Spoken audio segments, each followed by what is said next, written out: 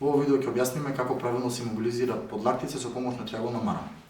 Прво, раката ја придржуваме за 2 сосемни зглоба и го замолуваме повредениот да ја придржи. Внимателно ја поставуваме марамата со ќошотот на рамата на лактото на повредената рака.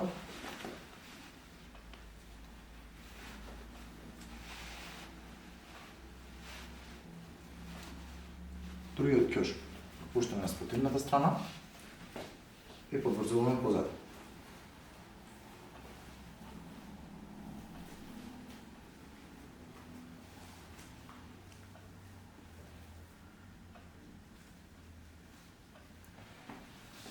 Го подврзуваме на ќошот,